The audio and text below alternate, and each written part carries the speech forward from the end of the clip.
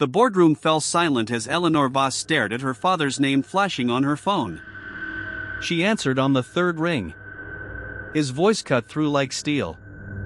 "Your husband will be at the Lakehaven estate by Friday evening. No excuses. Or I hand the entire voting block to your cousin." She had invented the marriage 6 months earlier at a charity gala, just to stop the endless pressure to merge families with her ex, Marcus Lang.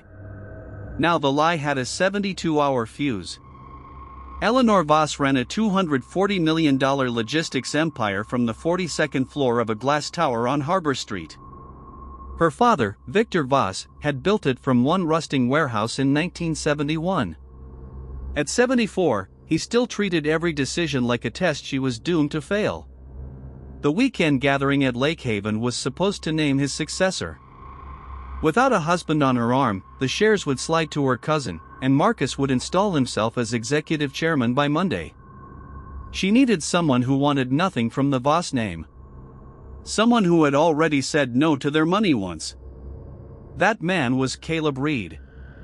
Caleb's shop sat on the west edge of Riverbend, a converted timber mill that smelled of linseed oil and fresh-cut pine. Sawdust coated the floor in fine drifts. A faded photo of his late wife and their 8-year-old son, Finn, rested on the workbench beside a half-finished rocking chair. He was restoring a 1923 roll-top desk when Eleanor stepped through the side door in a charcoal coat that cost more than his truck. He remembered her. 3 years earlier he had written the independent safety audit on the Voss cargo terminal that flagged cracked loading docks and failed emergency brakes. The report vanished. 14 subcontractors never got paid. Caleb lost his inspector's license the same week his wife's medical bills buried them. He never cashed the hush money check they sent. Eleanor offered him $85,000 for one weekend of theater. He refused. She raised it to $120,000. Still no. Then his bank left a voicemail, foreclosure notice on the little cedar house where Finn still kept his mother's old stuffed rabbit tucked under the pillow. Caleb set his own price. Every one of those 14 contractors would be paid in full, invoice numbers attached, before he stepped foot on Voss property. Eleanor studied him a long moment, then called her attorney from the doorway. The wires went through before sundown.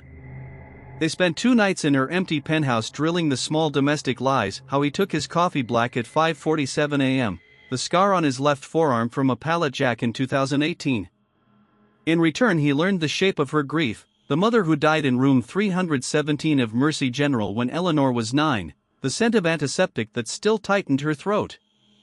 Late the second night, while reviewing old terminal logs out of habit, Caleb found Marcus Lang's signature approving every change order that had buried his original report. They drove to Lakehaven at dusk. Gravel popped under the tires. The estate smelled of wet cedar and distant wood smoke. Victor Voss greeted them on the wide stone steps, eyes sharp as ever. At dinner he asked the new son-in-law a single question: "What's the one thing my daughter gets wrong?" Caleb answered without flinching: "She mistakes control for clarity." The table went still. Victor laughed once, a dry bark no one expected.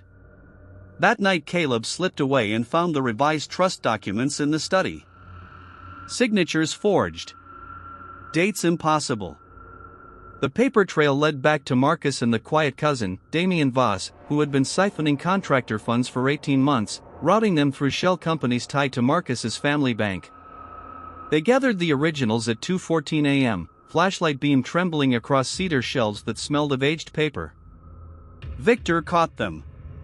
Instead of rage he listened. Then he made Caleb the same offer in private the next morning: $475,000 cash to disappear and call the marriage a fraud. Caleb slid the check back untouched.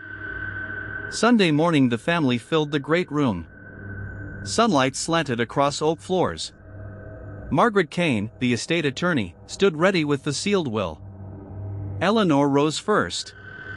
Her voice shook only once as she admitted the entire marriage was hired, a desperate shield against her father's expectations. Damien demanded she be stripped of everything. Marcus produced the doctored trust and claimed Caleb had planted it. Caleb simply laid the server logs on the table, digital timestamps that proved Damien had copied and altered the will at 11:03 p.m. 3 nights earlier using credentials no one had ever questioned. Margaret cross-checked every entry in front of them all. The room heard the truth in cold, numbered certainty.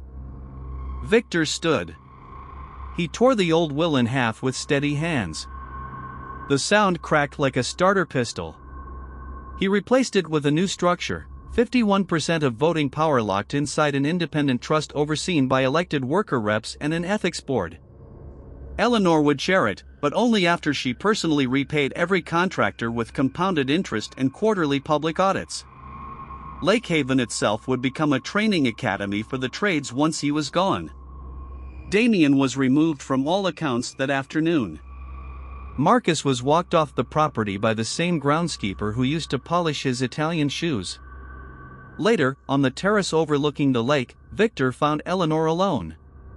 He spoke the first unguarded words she had ever heard from him. A man with nothing to gain showed me what my own blood had become. I was married to the idea of legacy. It was a cold bed. Monday morning Caleb set the plain tungsten ring on her kitchen counter and kept only the exact hours he had worked. He drove home to Finn, who met him at the door clutching the faded stuffed rabbit. The foreclosure notice had been replaced by a paid-in-full letter. The contractors began receiving wire transfers stamped with their old invoice numbers. 6 weeks later Eleanor appeared at the timber mill wearing jeans and a plain sweater, no driver, no armor. She carried the tungsten ring in her palm like an offering. No contract. No audience. She asked him to dinner with nothing rehearsed between them. Caleb's only condition was the truth from the first word onward. They rebuilt the old cargo terminal together. On opening day the brass plaques gleamed. Former workers filled the hall. Eleanor stood at the podium and apologized by name to every family her silence had hurt. Victor watched from the back, leaning on his cane, pride and regret braided so tightly no one could separate them. Caleb kept one object through it all, that small stuffed rabbit.